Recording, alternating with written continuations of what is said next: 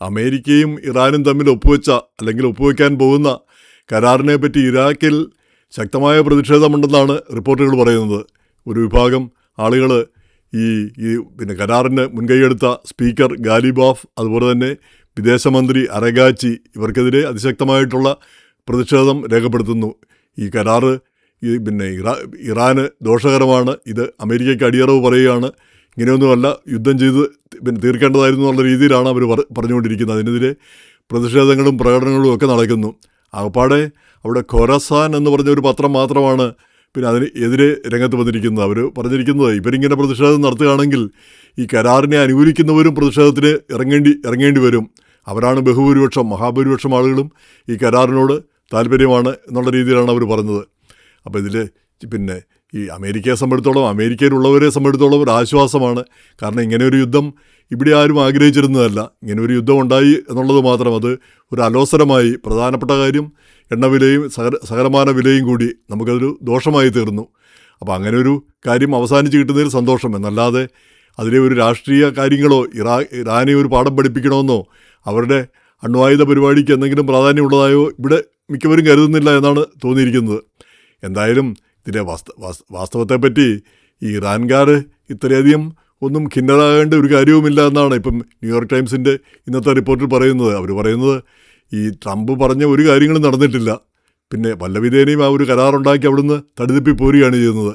എന്ന് മാത്രമല്ല, ഈ കരാറുണ്ടാക്കിക്കഴിഞ്ഞ് ഈ ഇറാന് ഇതിന് ശേഷം ഈ ഹൊർമൂസിലൂടെ പോകുന്ന കപ്പലുകൾക്കെല്ലാം ടോൾ ചുമത്താനായിട്ട് ഇറാനും അതുപോലെ തന്നെ ഒമാനും കഴിയും. അതിനുള്ള അനുവാദമൊക്കെ ഈ കരാറിലുണ്ട്, വ്യംഗ്യമായിട്ടുള്ള അനുവാദം അതിലുണ്ട്.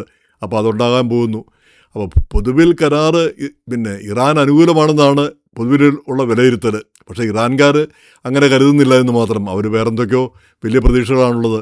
അപ്പോൾ ഈ കരാർ ഒപ്പിട്ടവർ അവർ പറയുന്നത് ഒരിക്കലും അണ്വായുധം ഉണ്ടാക്കില്ല എന്നുള്ളത് അത് ഇറാൻ്റെ നയമാണ്. അണ്വായുധം വാങ്ങിയോ അണ്വായുധം ഉണ്ടാക്കുകയോ ചെയ്യില്ല എന്നുള്ളത്. അപ്പോൾ അത് ഒപ്പിടുന്നതിൽ ഒരു പ്രാധാന്യവുമില്ല, ഒരു പ്രശ്നവുമില്ല എന്നാണ് അവർ പറയുന്നത്.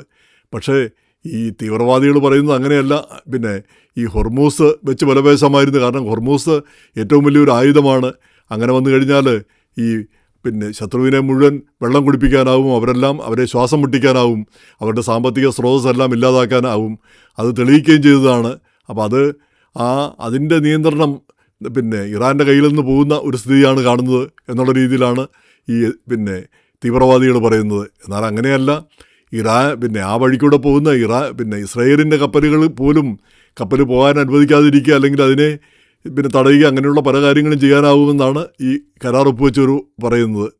എന്തായാലും കരാറ് പൊതുവിൽ ഇറാന് അനുകൂലമാണെന്നാണ് വിലയിരുത്തൽ. പ്രത്യേകിച്ച് ഈ മരവിപ്പിച്ച് വെച്ചിരിക്കുന്ന സ്വത്തുക്കളെല്ലാം കൂടി അങ്ങ് കിട്ടുകയാണെങ്കിൽ, ആ പണമെല്ലാം കൂടെ കിട്ടുകയാണെങ്കിൽ അത് വലിയൊരു കാര്യമാണ് ഇറാനെ സംബന്ധിച്ചിടത്തോളം. ഈ സാമ്പത്തികമായിട്ടൊക്കെ പ്രതിസന്ധി നേരിടുന്ന ഒരു രാജ്യമെന്ന നിലയിൽ. അതിനു പുറമെ ഇറാനിലെ ഇപ്പോൾ തീവ്രവാദികൾ പറയുന്ന ഒരു കാര്യം, ഇറാനാണ് ആ അറബ് മേഖലയിലെ ഏറ്റവും വലിയ ശക്തിയെന്ന് തെളിഞ്ഞു. അതുകൊണ്ട് മറ്റ് അറബ് രാജ്യങ്ങളെല്ലാം ഇറാൻ്റെ പ്രാധാന്യവും ഇറാൻ്റെ നേതൃത്വവും അംഗീകരിക്കുന്ന ഒരവസ്ഥ വന്നു ഈ യുദ്ധം കൊണ്ട്. അതിനാൽ അവരെല്ലാം മര്യാദയ്ക്ക് ഇറാൻ്റെ ചൊൽപ്പടിക്ക് വരും. ഇനിയിപ്പം ഇറാൻ വഴങ്ങിയല്ലാതെ അവർക്ക് വേറെ വഴിയില്ല. ഇതൊക്കെയാണ് അവർ പറയുന്നത്. എന്തായാലും അതൊക്കെ സംഭവിക്കാൻ ഏറെയുള്ള കാര്യമാണ്. അമേരിക്ക ഇവിടെ നിന്ന് ചെന്ന് വേണം മറ്റു രാജ്യങ്ങളെല്ലാം സംരക്ഷിക്കാനായിട്ട്. പക്ഷേ ഈ ഇറാൻ വളരെ അടുത്ത് കിടക്കുന്നതാണ്. അങ്ങോട്ടൊരു മിസൈൽ അയച്ചാൽ മതി. നമുക്കറിയാം അവിടെയുള്ള മിക്ക രാജ്യങ്ങൾക്ക് നേരെ അവർ മിസൈൽ അയക്കുകയും ചെയ്തതാണ്. എങ്ങനെയായാലും ഈ കരാറ് പൊതുവിൽ ഇറാന് ഗുണകരമാണെന്നുള്ളതാണ് വസ്തുത. പക്ഷേ അവിടുത്തെ തീവ്രവാദികൾ അംഗീകരിച്ചു എന്ന് വരില്ല. അല്ലെങ്കിൽ സംഭവിക്കാൻ പോകുന്നത് നമുക്കറിയാം. ഗാസയിൽ ഒരു പ്രശ്നവും ഇല്ലായിരുന്ന സമയത്താണ് ഗാസയിൽ സിൻവറിൻ്റെ നേതൃത്വത്തിൽ പോയി ഇസ്രായേൽ ആക്രമിച്ചത്. 10,300 പേരെ കൊന്നു, 250 പേരെ പിടിച്ചുകൊണ്ട് വന്നു. ഫലം നമ്മളിപ്പോൾ കാണുന്നുണ്ട്. ഗാസ ഇടിച്ച് പൊടിച്ച് തകർത്ത് ആയിരക്കണക്കിന് ആളുകളെ കൊന്നൊടുക്കി ഒന്നുമില്ലാത്തൊരവസ്ഥയിലേക്ക് മാറി. എന്നിട്ട് പോലും അവർക്ക് ശൗര്യം തീരുന്നില്ല എന്നാണ് പറയുന്നത് ഈ ഹമാസിന്. അവരുടെ ആളുകളെ കൊന്നുകൊണ്ടിരിക്കുകയാണ്. അവരുടെ ശത്രുക്കൾ ആരാണെന്ന് തെരഞ്ഞുപിടിച്ച്, അല്ലെങ്കിൽ ഇല്ലാത്ത ശത്രുത ആരോപിച്ചുകൊണ്ട് അവരുടെ ആളുകളെ കൊന്നുകൊണ്ടിരിക്കുന്നു. അപ്പോൾ അവർക്ക് ഇങ്ങനെയുള്ള ക്രൂരകൃത്യങ്ങളൊക്കെ ചെയ്തേ മതിയാകൂ എന്നുള്ളതാണ് അവരുടെ സ്ഥിതി. അങ്ങനെ അതിനു പകരം ഇറാനൊക്കെ ഒരു നോർമൽ രാജ്യമായിട്ട് മാറണം. ഈ നിതാന്ത ശത്രുത ഇസ്രായേലിനോടുള്ള ഒരു നിതാന്ത ലോകാവസാനം വരെയുള്ള ഒരു ശത്രുത, അതിൻ്റെ ഒന്നും ഒരു ആവശ്യമില്ല. ആപ്പാടെ ഇത്തിരി പോകുന്ന ഒരു രാജ്യം, കുറച്ച് മനുഷ്യർ, അവരവിടെ എങ്ങാനും കിടന്നു പോട്ടെ എന്ന് ചിന്തിച്ചാൽ പ്രശ്നം തീരാവുന്നേ ഉള്ളൂ. അതിന് പകരം death to America, death to Israel എന്നൊക്കെ വിളിച്ചു കൂവിയാൽ അത് പിന്നെ കൂടുതൽ ദോഷത്തിലേക്കാണ് ചെല്ലാൻ പോകുന്നത്. ഇപ്പം ഈ കരാറുണ്ടായെങ്കിൽ കൂടി നെതന്യാഹു പറഞ്ഞിരിക്കുന്നത് അത് ട്രംപും അവരും ഉണ്ടാക്കിയ കരാറാണെന്നാണ് പറയുന്നത്. അപ്പോൾ നെതന്യാഹുവിന് അതിലൊരു പങ്കുമില്ല എന്ന് പറയുന്നു. അപ്പോൾ ഈ ഇസ്രായേൽ പിന്നെ ലെബനനിൽ നിന്ന് പിന്മാറുകയില്ല എന്നും പറയുന്നു. ലെബനൻ്റെ ഒരു ഭാഗം ഇസ്രായേലിൻ്റെ കയ്യിലാണ്, അവിടെയെല്ലാം ഇടിച്ചു നിർത്തുന്നത് തുടരുമെന്നും പറയുന്നു.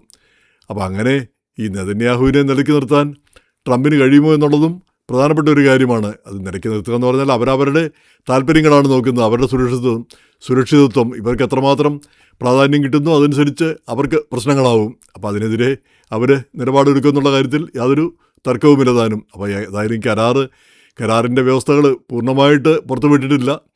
അതിനിപ്പം വെള്ളിയാഴ്ചയാണ് ആ കരാർ വ്യവസ്ഥകൾ പൂർണ്ണമായിട്ട് പുറത്തുവിടുക. ഇപ്പോൾ ഈ കരാറിൽ പ്രസിഡന്റ് ട്രംപും പിന്നെ ഈ കരാറിൻ്റെ MOU മെമ്മോറാണ്ടം ഓഫ് അണ്ടർസ്റ്റാൻഡിങ്, അതിൻ്റെ ആ ധാരണാപത്രത്തിൽ പ്രസിഡന്റ് ട്രംപും വൈസ് പ്രസിഡൻറ്റും JD വാൻസും ഒപ്പിട്ടിട്ടുണ്ട്. ഇനിയിപ്പോൾ വെള്ളിയാഴ്ച പ്രസിഡന്റ് ഉണ്ടാകുമോ അതോ വൈസ് പ്രസിഡന്റ് മാത്രം ആയിരിക്കും ഒരുപക്ഷെ ഒപ്പിടുക എന്നും കേൾക്കുന്നു. എങ്ങനെയായാലും ഈ കരാർ ഫലവത്താവട്ടെ, ഒരു പ്രശ്നം പിന്നെ ഒരു കാർമേഘം ഒഴിഞ്ഞു പോകട്ടെ എന്ന് നമ്മളെല്ലാം പ്രതീക്ഷിക്കുന്നു. അതിനിടയിൽ തീവ്രവാദികൾ പിന്നെ ഈ കുളം കലക്കാതിരുന്നാൽ മതി.